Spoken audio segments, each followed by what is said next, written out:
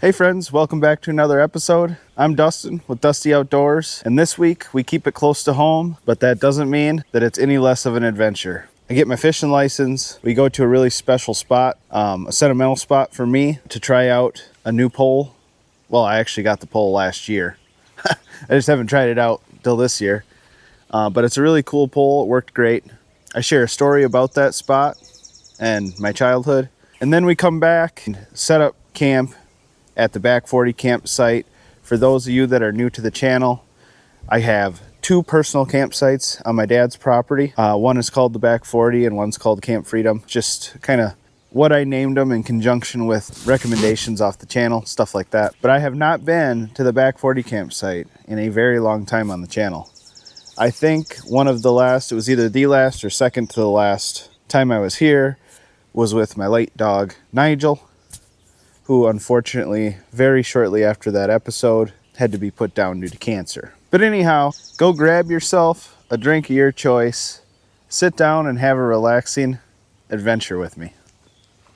So it's that time of year where I like to take the truck camper off and just give this truck a really good scrub down underneath in every nook and cranny, just to get the winter out of it. And that is how I try to keep this thing looking as good as I possibly can and rust free, even though it has almost 280,000 miles on it at this point. But I'm super excited because for those, some of you already know, but those of you that don't know, I recently put on a new rear view mirror, digital mirror, the Wolfbox G900 Pro, and it came with a extension cable specific for truck camping to make it so I can disconnect the truck camper, which has the rear view camera on it. It makes the process easy. I don't have to unroute wires and stuff like that. It's just a quick disconnect right here, which I will do that when the time comes.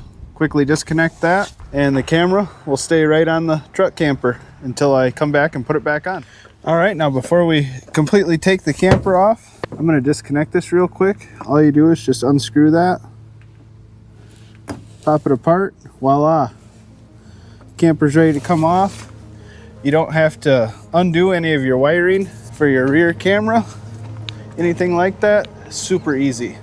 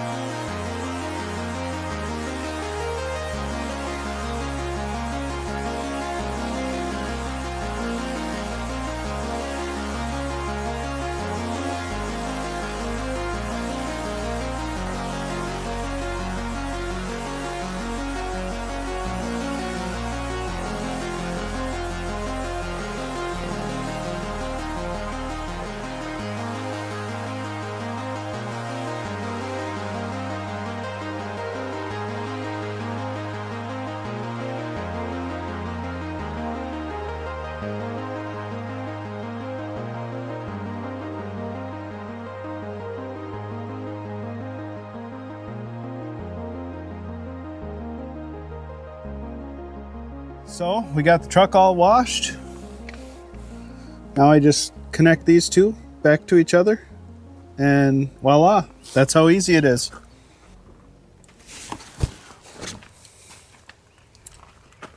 Just like that, connected, and now the rear view camera will work again. And of course, when you have the rear view camera unplugged, the dash cam still works. It's just you only have the forward facing view until you plug that rear camera back in. Then you have either forward or rear facing, or you can have it split screen so you can see both. It really is like a great dash cam. I've had a few other dash cams just, you know, on like Lauren's van and stuff like that, and they were okay, but they definitely weren't as easy to wire up. They didn't have that OBD plug option, and they definitely didn't have as many features, and you couldn't use them as a rear view camera, which in an application like this, so nice. It makes it basically like you don't even have a camper on the back. But I got it all washed. Looks so good. got underneath of it really good. I spared you guys the boring footage of that.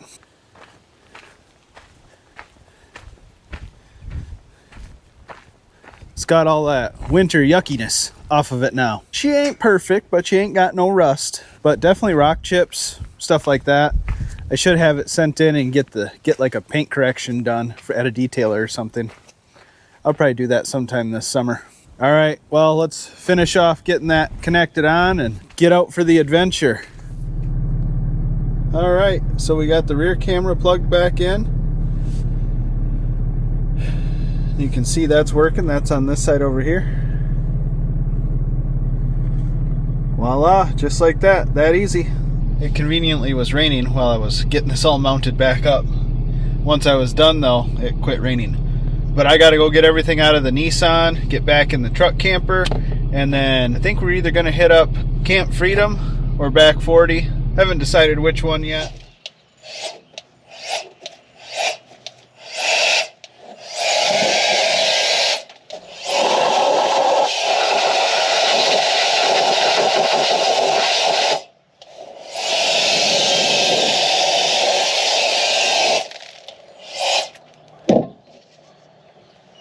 Hey, I've been looking for that little spring.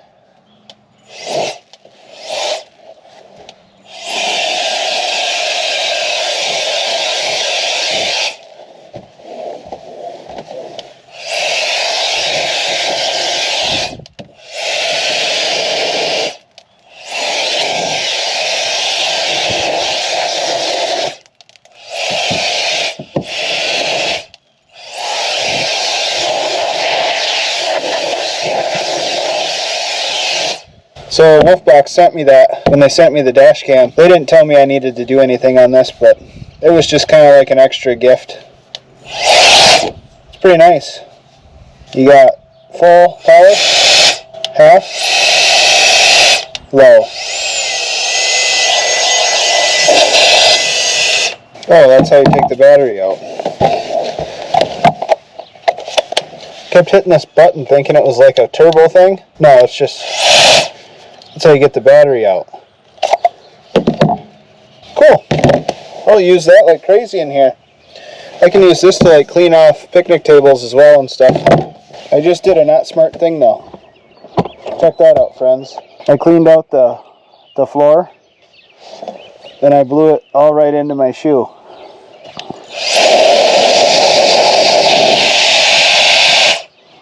I need to retire those shoes. Their end of life was about a year ago. We're gonna start it off by heading into town and getting our fishing license. I'm not going another year on this channel without getting some fishing in. As a young adult, teenager, young adult, fishing was basically my life. I'd spend all summer up north fishing with my buddy. We'd spend our weekends fishing if we had to work or if we were at school. Ice fishing, I mean, you name it. I was out fishing. But then as you get older, life gets busy. But we're going to get back fishing. I got a nice little fishing kit that I haven't tried out yet, and I want to see how well it works. All right, we made it to a spot that I spent hours and hours and hours at as a kid. And I'll tell you why I spent so much time here after we get rigged up and I wet a line a few times. It's a really cool story.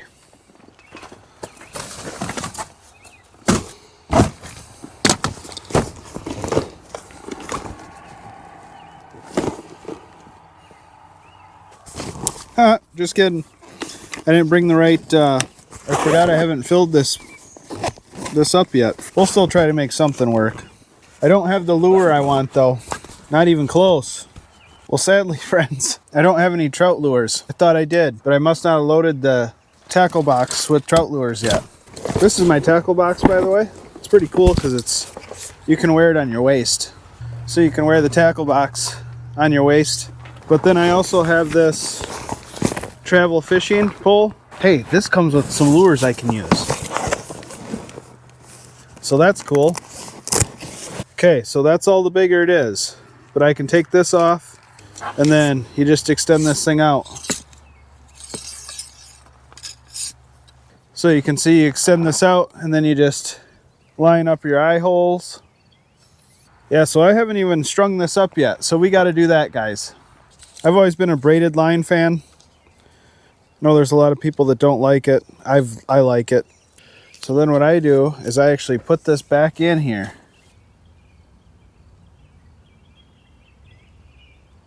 So let's get this put on. And now I have this sitting in the bag. Then I'll just keep a little tension on it with my fingers here so it rolls up nice.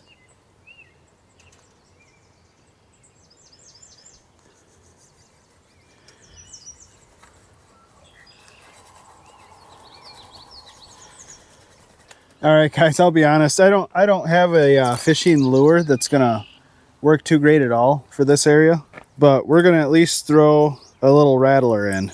You know, it's not like it's just trout in here. So, but this will give me a chance to give this fishing pole its first little test, anyways. So a little bit of history on this dam. I won't go into too much depth, but this dam is called the Itri Primer Dam. Okay. So Primers own the hill on that side, Itri's own the hill on that side, and my mother's maiden name is Itri. So my great grandpa owned the hill on this side of it, and then obviously his neighbor, whose last name was Primer, owned the hill on that side, hence the name Itri Primer Dam. Then I'll give you a little bit more of the story to this area in a bit. So this is a real deep hole.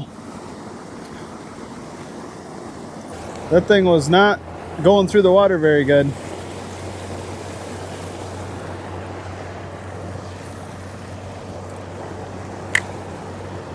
I'll be honest, the lure that came with that fishing pole kind of sucks.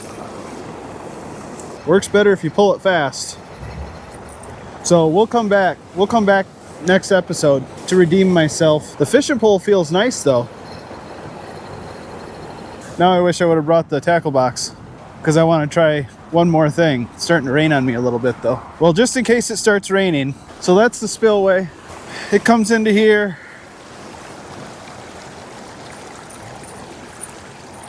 Goes down that way. And if you look real close, right down there, you can see a bridge. Okay, the road's kind of like right behind my truck. That's the bridge. I'm super pumped about this fishing pole, by the way. That thing was smooth. It's got good feedback to it for, you know, a telescoping pole. I'm real excited about that. What I'm gonna do is change to a little whirly tail, and then before it gets too dark, I want to finish my story about this dam. I got so many memories here. Actually, one time I thought I was gonna die. I came over here in the winter with a sled and was sledding down this. And that don't look too steep on camera, but you can get some speed going down that thing on a sled. But anyways, my foot started like spraying snow up into my face.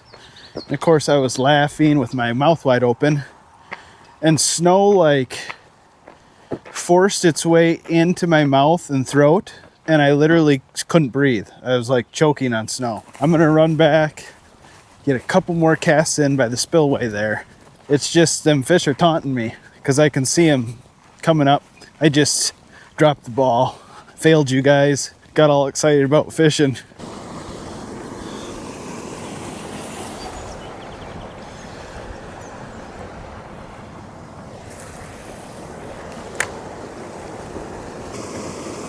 Oh yeah, that looks good going through the water. It's just too big.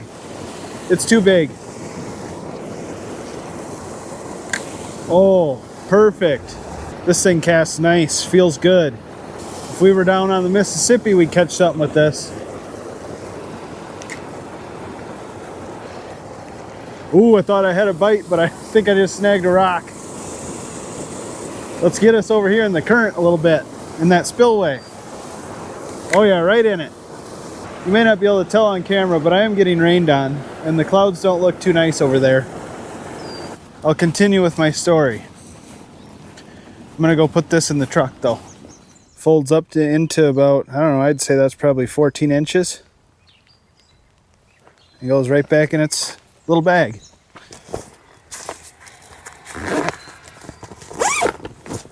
There we go. So there's the spillway. This nice big parking lot used to not be here. It used to be just a little 2-track that was always growing in. But the DNR came in and made this look real nice. Placed the rocks here and just made it a really nice place to come run with the dog or whatever. I'm making my run for it. So here we got the bridge.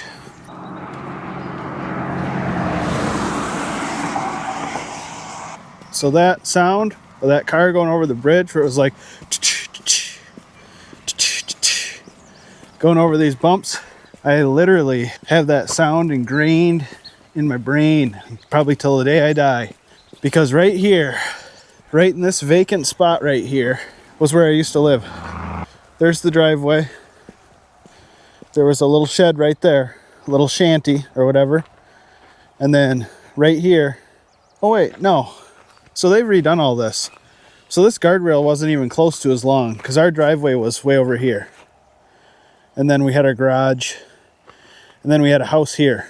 It was a 2-story house with a basement. It's clearly no longer there. But yeah, that tree was that tree, I can't go on there now because it's private property, but that tree was right outside our back door. And I used to put like a tree stand in that tree and practice shooting bow out of the tree stand. And then this tree has a little spring right on the other side of it. There was a second driveway over here that went down to a garage. But there's that little spring down there. So yeah, we had a brand new garage down here. And then we had back there fenced in and had alpacas. But yeah, this is where I grew up, right here. And then over there was another house. And that was my grandma and grandpa's house. So it was my grandpa Roger Ittrey and my grandma Vicky who lived there. So growing up, I could run across the yard over to there to grandma and grandpa's. And before I lived here, this was my great grandpa Ittrey's house. And that's who owned across the road, owned this hill, hence the Ittrey Primer Dam, because the dam is right over there. But in 2008, we had tons and tons of rain. Massive, major flooding. They called it a once-in-a-100-year flood season. And the DNR was very scared that the dam was gonna break. And we're in a valley that goes that way, and then a third one that goes up that way. But basically, this stream right here was my front yard. Like I say, our garage was right there. So we would literally have, I've seen otters up here before growing up as a kid, and that was our private property. And then back where the trees start was public hunting and fishing. So we'd go back, we'd come out here, catch some fresh trout, all that stuff, throw them on the grill. Just tons and tons of really fun stuff down here in this valley. There's another creek at the base of that hill over there that runs this way, and then this one tees into it. But it's because of that confluence right here, that's the reason there's no longer houses. Basically, they didn't want anyone living right here in fear that if that dam would break, it would put our lives at risk or end them. The houses got sold and moved, and you can't build a house there now. You can own it as land, but the bridge is right there. That goes up to the spillway. That's why I spent so much time at this dam. This dam's got some sentimental meaning to me. We'd come over here swimming, fishing.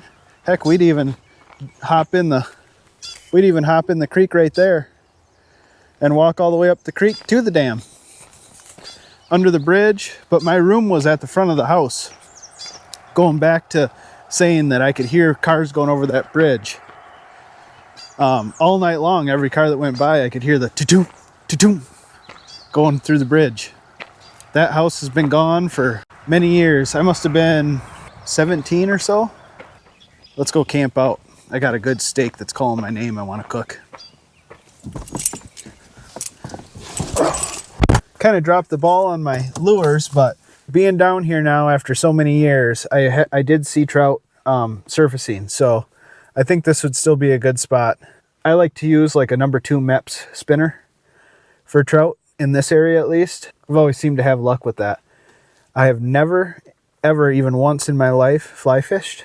I'd like to learn or try, or I'd at least like to, I think there's flies you can put on the end of spinning rods too. I don't know, maybe I'm totally wrong about that. Let me know, guys.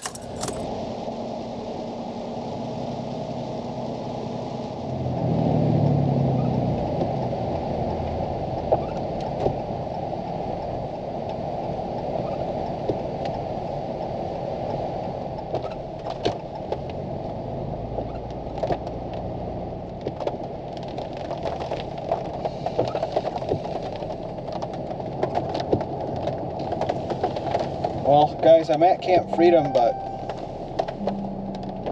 there's a big old mud hole. I don't know if I want to go drive through that mud hole. Let's go see how the back 40 campsite's looking. There'll be a little bit of mud probably to get back to that, but not a big, huge, deep mud hole.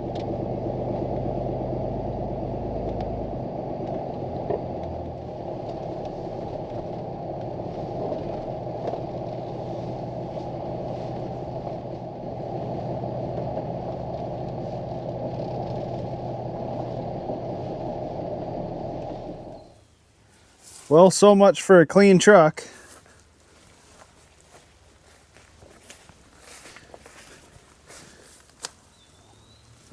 We made it back to the back 40 campsite. For those of you that are new to the channel, at my dad's farm, we got quite a bit of acreage there, and I got 2 campsites on his farm. One I call Camp Freedom, which is on the north side of the farm. This is kind of central, in the central part of the farm, and I call this the back 40.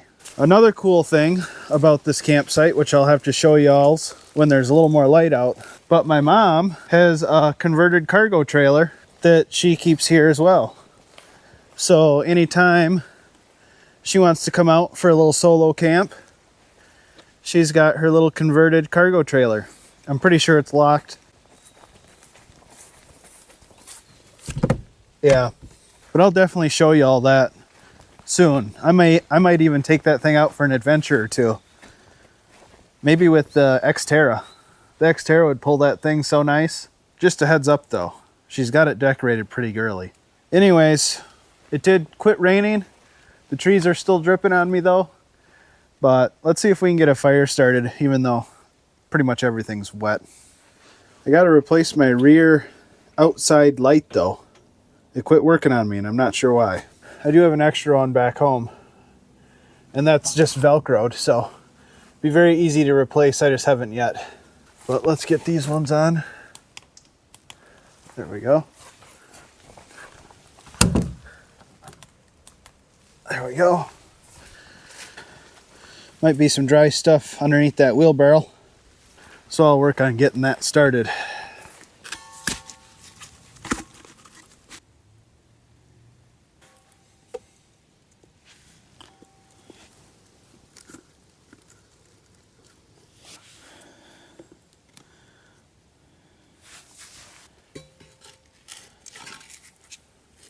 We'll see if that fire takes off. And if it doesn't, we're gonna have to do the steak in the camper. I do have my stove in there and a pan, so should be able to make it happen. If I can get this fire to go though, I'd rather do it over the fire. But it's not looking too promising, guys.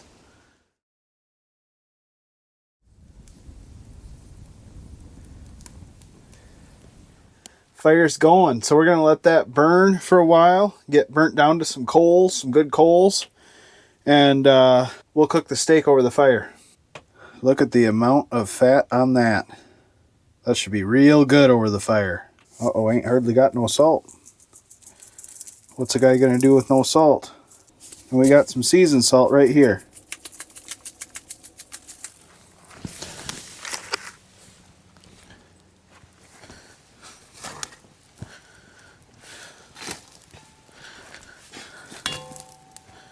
Oh yeah, there we go.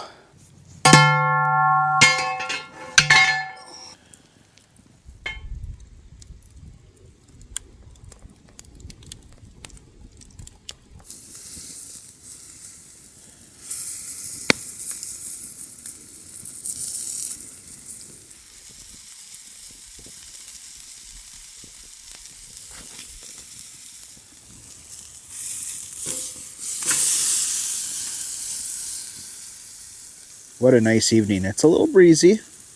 Not too bad right down here at the ground level, but you can see that the smoke is definitely taken off. And I'm sure you guys can't hear it, but got some owls in the background hooting back and forth at each other.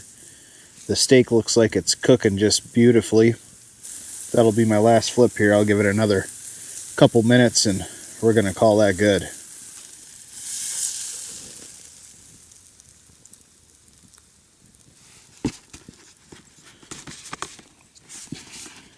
Oh, that's gonna be good. Let's see how this thing looks right down the center.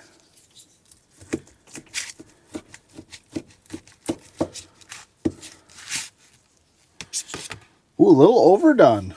I'm surprised by that. We'll see. Probably still tastes good.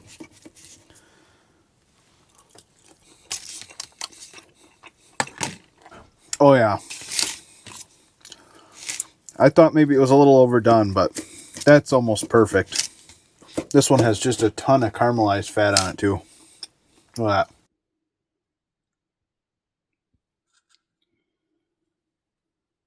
There's just something about a good old slab of marbleized meat over the campfire. I'm going to continue eating this steak. I don't think I'll be able to eat the whole thing, but it is pretty good. All right, well, that was top 3, I would say, for campfire steaks that I've made on the channel. A lot of that had to do with just the fact that it was a good steak to start with.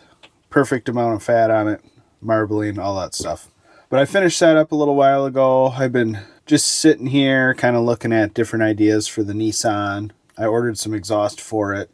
The exhaust that's on it needed to be replaced. So, but with that being said, I think I'm going to get to bed and we'll get up in the morning and I'll show you around the Back 40 campsite for those of you that have not seen it yet, because I know there's quite a few of you that have not. Good night, friends.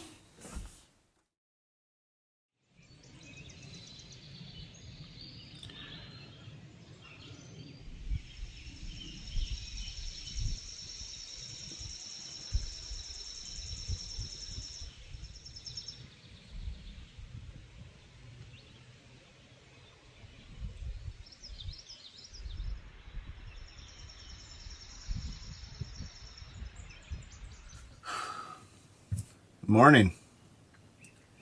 Looks like a real nice morning out. Still a little breezy, but sun is out. Birds are chirping just like crazy. They actually started in real early this morning. Like I mentioned, there's quite a few of you newer subscribers that have probably never seen the Back 40 campsite. I'm going to get my jacket on, whatnot. We'll head outside and I'll show you around the Back 40. All right, so basically the Back 40 campsite is, we got a woods road coming down this way. We got a woods road coming over this way. They join up right here and kind of gain access to the fields out back. So we no longer farm this farm. My dad did for many years and had a dairy operation, small dairy operation. We got rid of all the cows when I was very little. And basically this farm, the fields are just rented out now by some local farmers and they cash crop the fields. Yeah, so that's a couple of their machines sitting out there.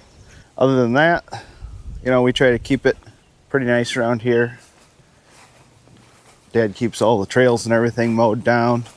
I do as well. I'll always make sure there's paths mowed to walk on and hike on, stuff like that. I just washed that thing yesterday. But that's what she's made for, getting out in some tough spots. So that's kind of the Back 40 setup. Again, that's my mom's little converted cargo trailer. Thing's awesome inside. And I will show you all that in a video coming up. Like I said, I may even take that out for an adventure. Because at some point here this summer, this tree is going to be coming down because it's kind of slowly dropping its limbs here and there with every windstorm. It's just not doing so great, and we don't want it to fall on somebody or a piece of equipment or something like that. I'll kind of show you what it looks like up this Woods Road. Just kind of goes up that way and around the corner. That's up actually a pretty steep hill, and then up that way. Be a good little area even to have a couple campers down here, you know, have a little family get together or something. You got mom's trailer.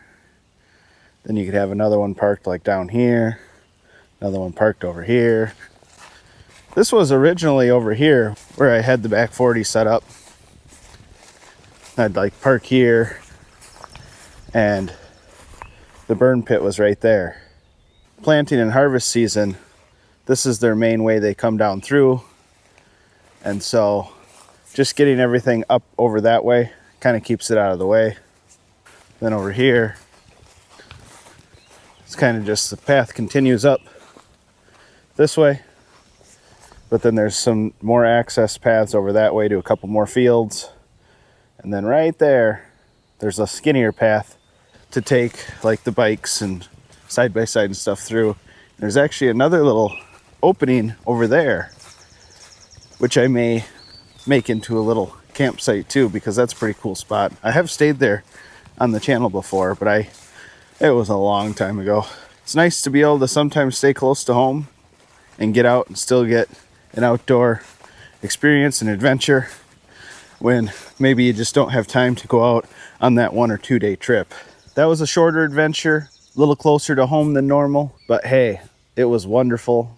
I like the close to home adventures. It was really, really great getting back to that dam and that spillway. Makes me real excited to get back there with the correct lure and get us some trout. Having said that, so far, I'm really, really loving the Wolfbox G900 Pro. That thing is perfect for my specific application and for many other applications. Any application, any scenario where you have blocked visibility out your rear view mirror, that's the answer right there. I will put links for it down below.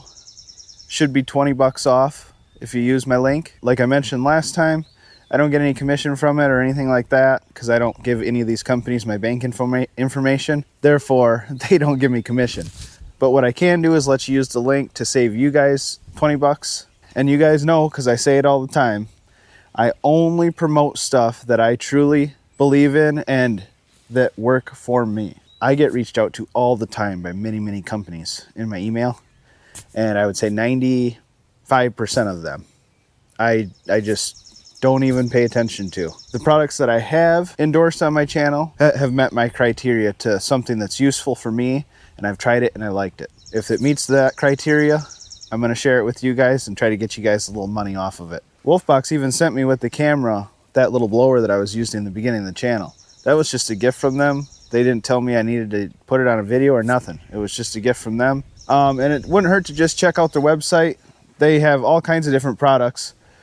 Different models of dash cams and rear view mirror dash cams. I may even get one for the Nissan in the future because there's one specific one, slightly different model than what's in my truck camper, that would work great for the Nissan build. They also have things like the little turbo leaf blower. You use it for whatever. I cleaned my floor with it. You can clean off picnic tables, whatever. I did see that they also have things like sunshades for your front window in your vehicle, stuff like that. And it all looks pretty nice. Again, all the links will be in the description.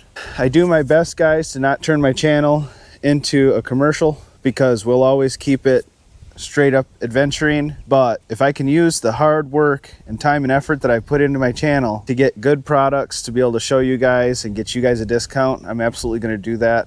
But again, only for products that I truly believe in. With all that being said, I'm gonna wrap this one up. The next video, we're gonna be fishing and we're gonna have the right lures. Maybe we'll even be catching. I mean, that's the goal, right? Anyhow, to the military men and women, past, present, future, thank you for your service. Thank you for my freedom. And we'll see you on the next adventure. Bye, friends.